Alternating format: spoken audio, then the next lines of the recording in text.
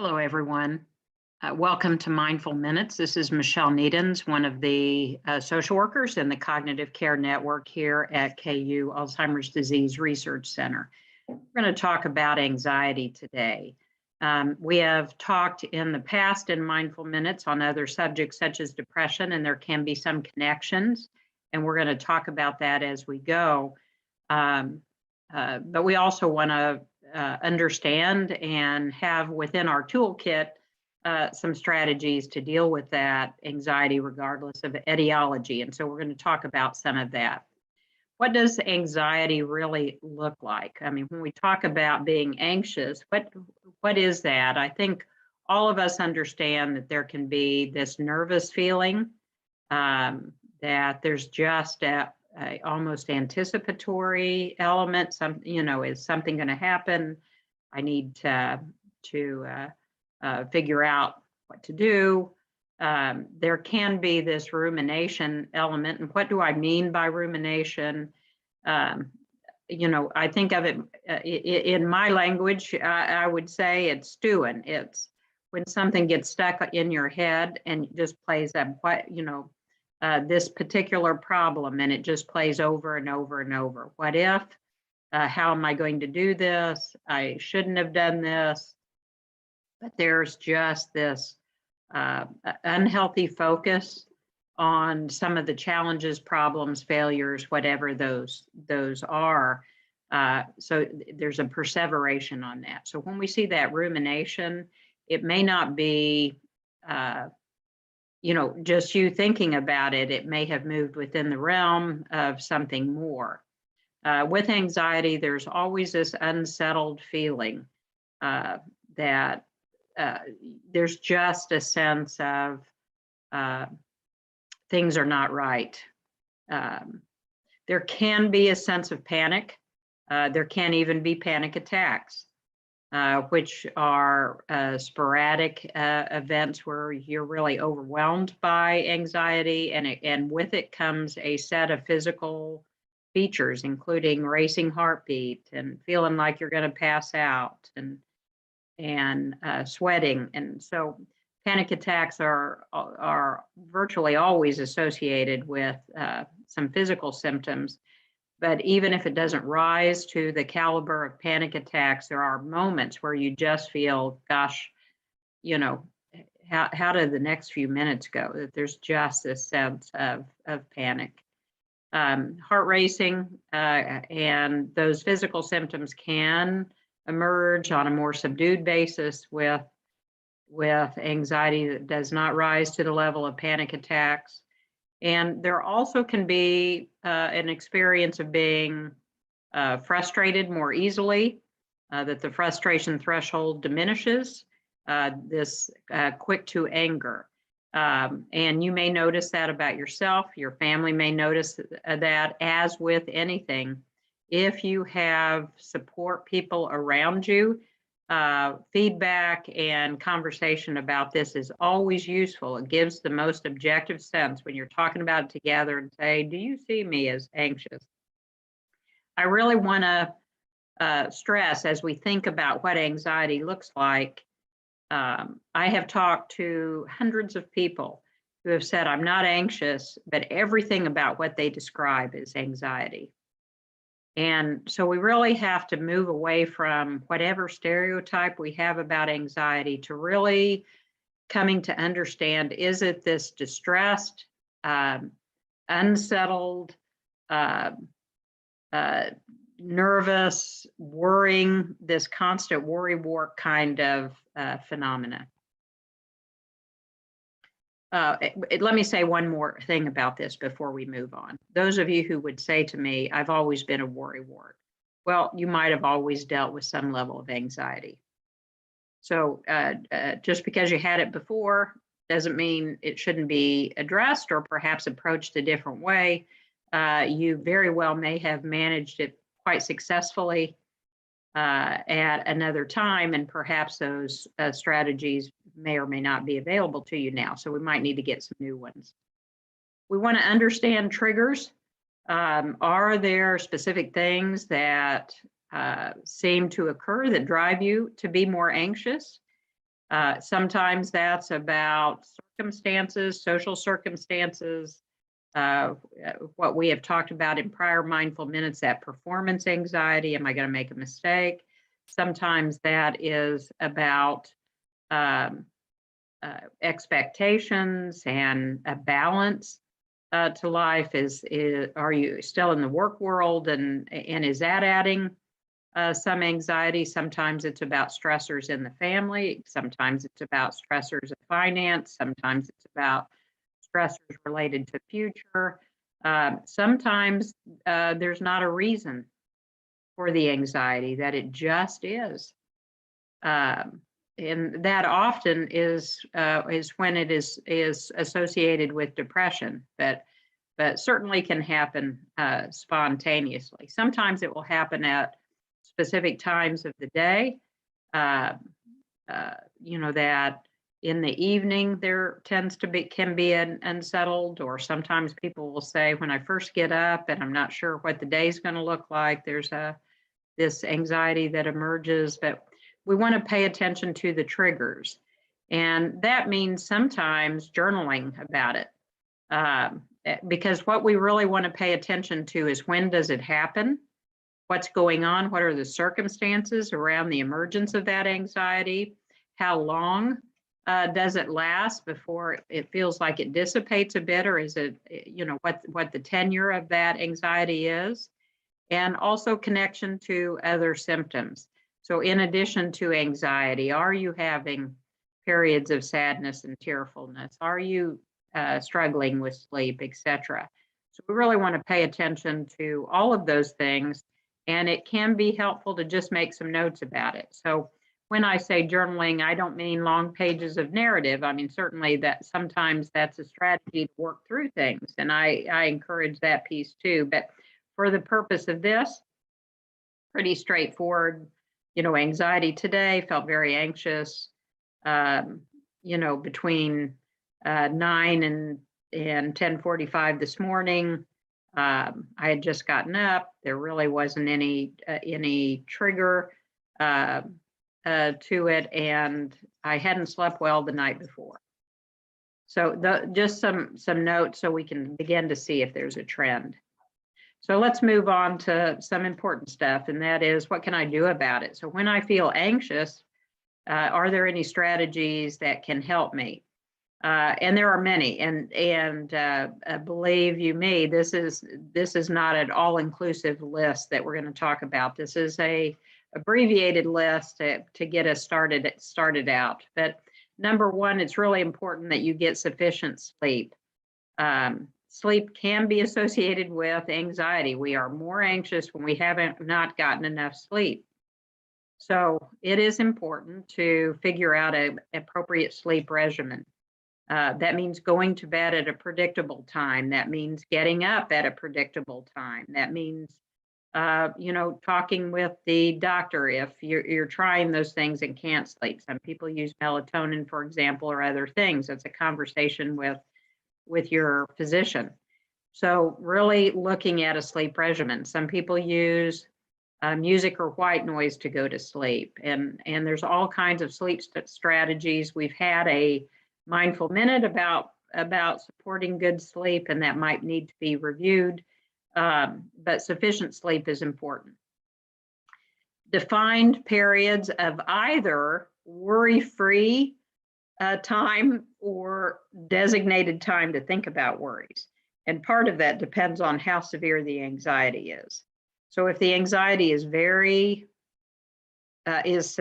is significant, very severe, then you know, we designate worry-free times that, you know, we know you can't control the anxiety as a whole, but we're going to set aside, you know, from you know, 10 to 12:30 every morning, that we're not going to think about those things. It's a worry-free zone. We're going to structure some things to move your mind away from the worries.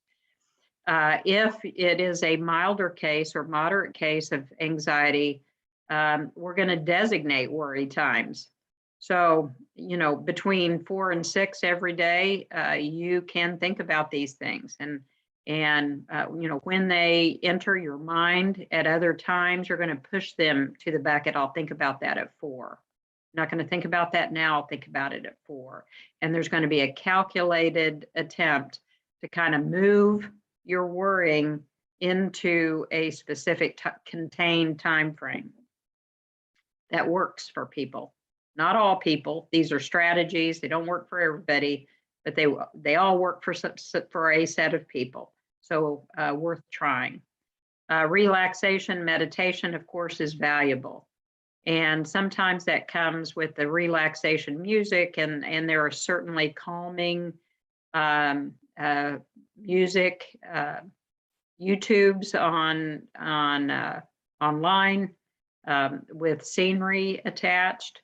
There are, CDs that you can get that are calming, that integrate nature sounds.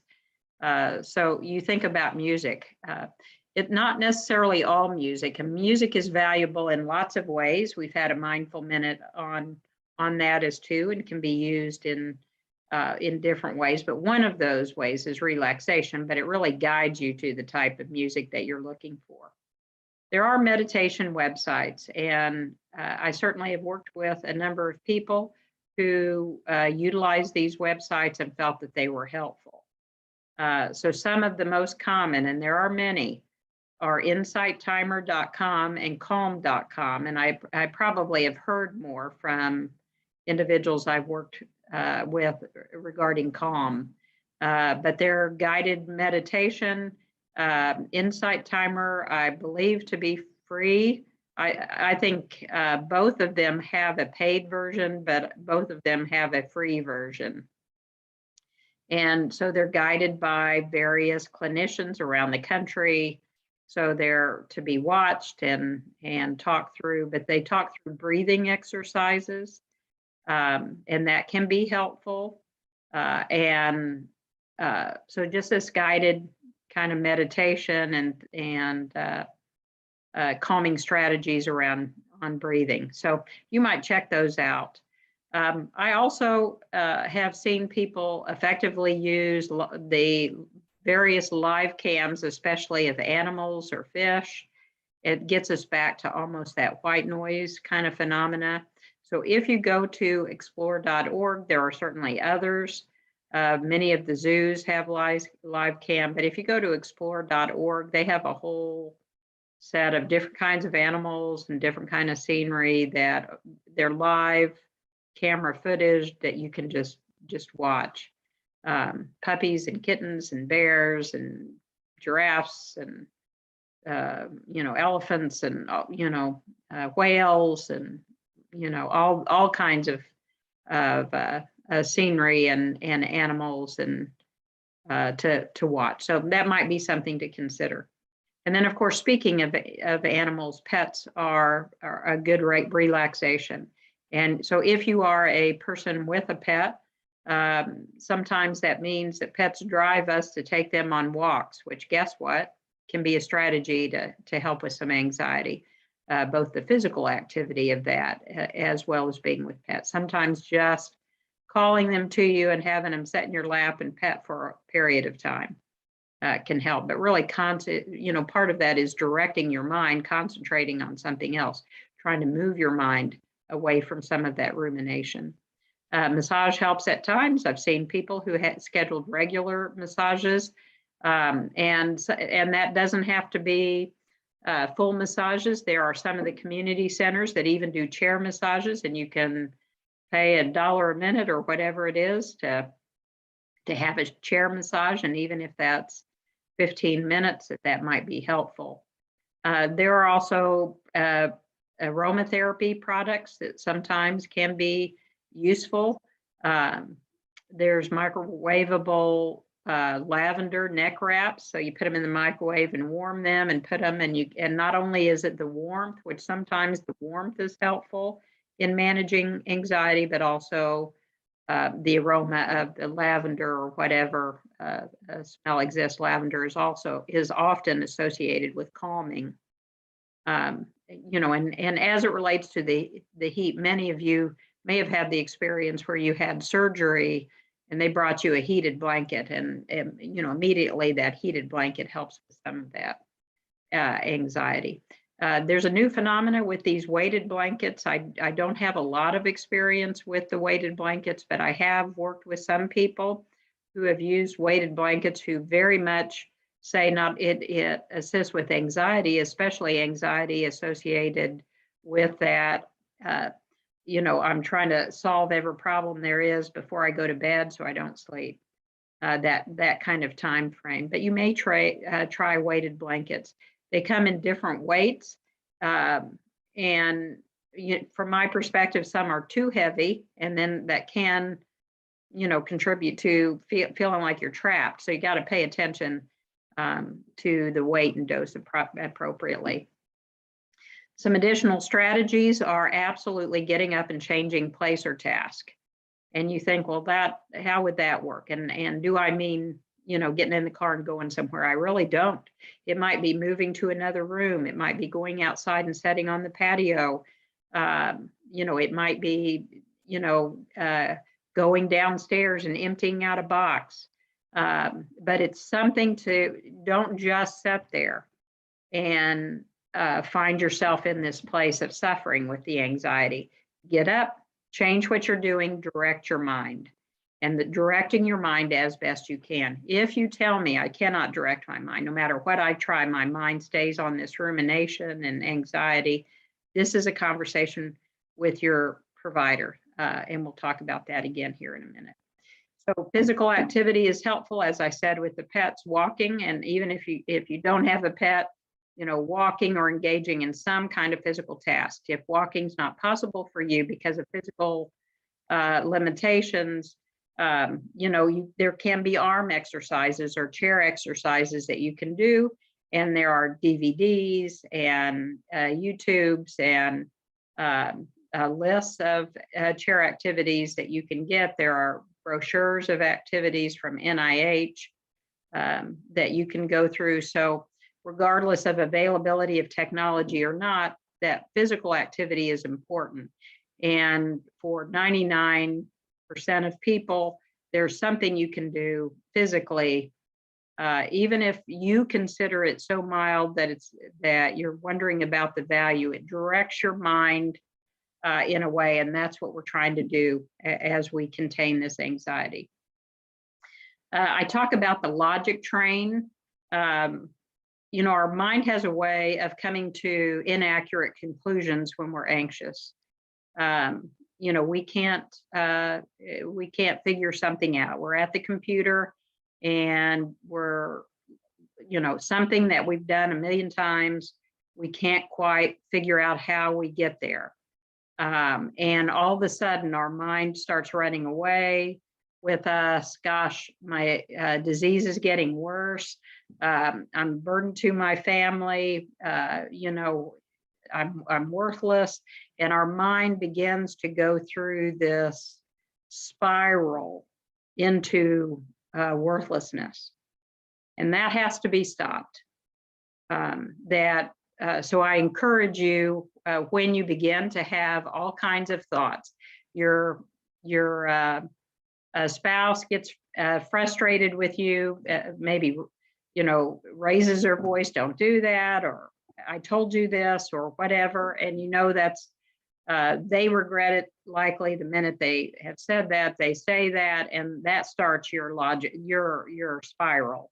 And the spiral is, they think I should be able to do more. They think I'm a failure. I'm adding problems for them. And again, this spiral takes you somewhere that doesn't exist or shouldn't be, or is exaggerated in some way. So the logic train is this: when this happens and you begin down that spiral, you stop yourself. This was a mistake, either on my part or someone else's part. Life is bigger.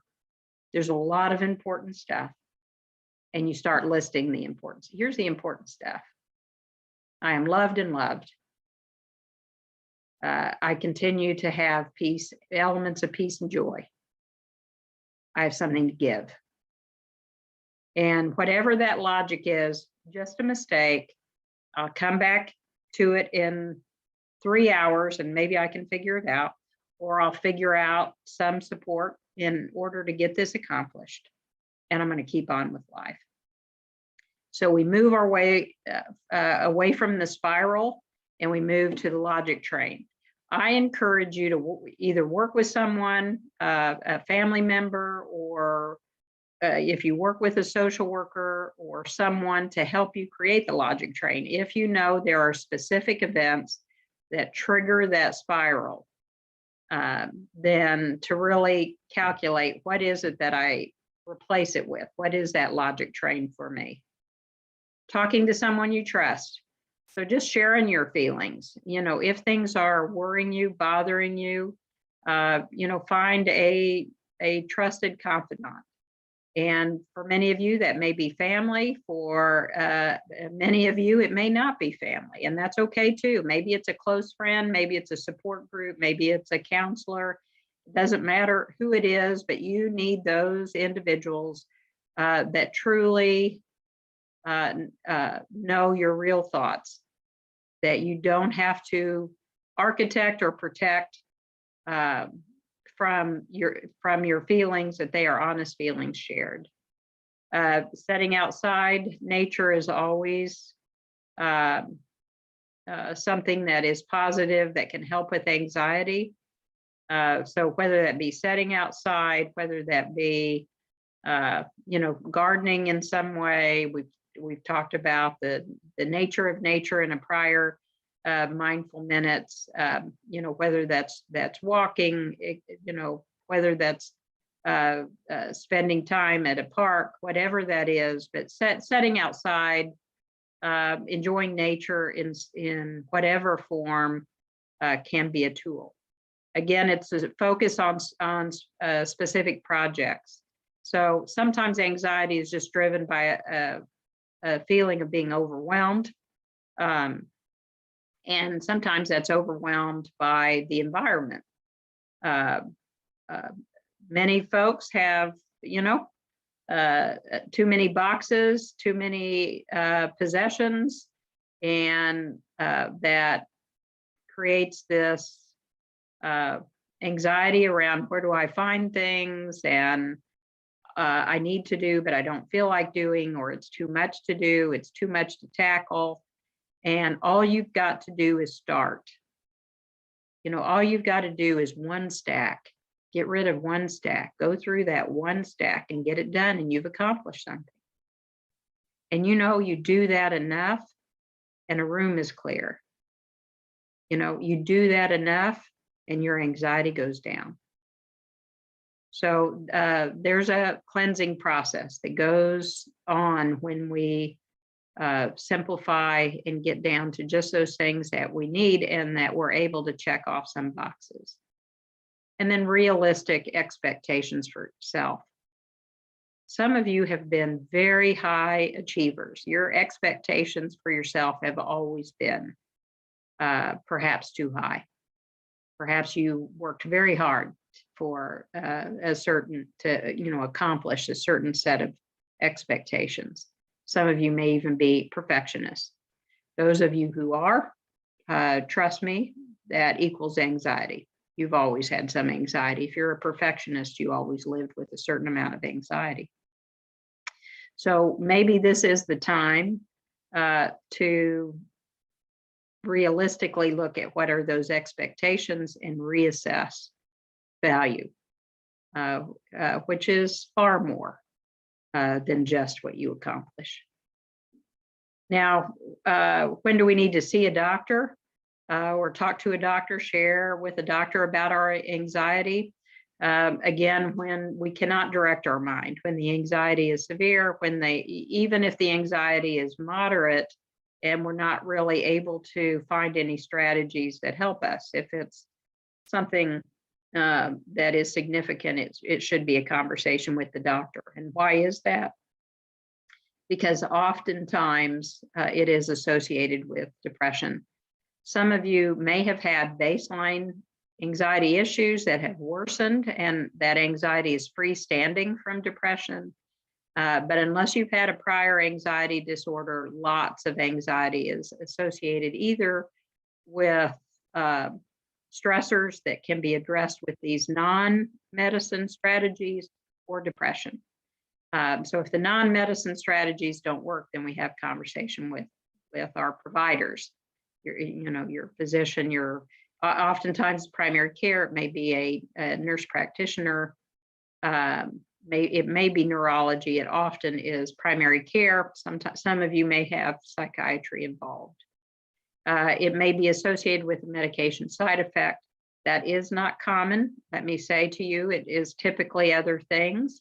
But there are times that it can be associated with a medication side effect. And they're usually, if you have COPD, some of the inhalers might generate some anxiety. Doesn't mean stop taking them. You need them. It means a conversation with the doctor.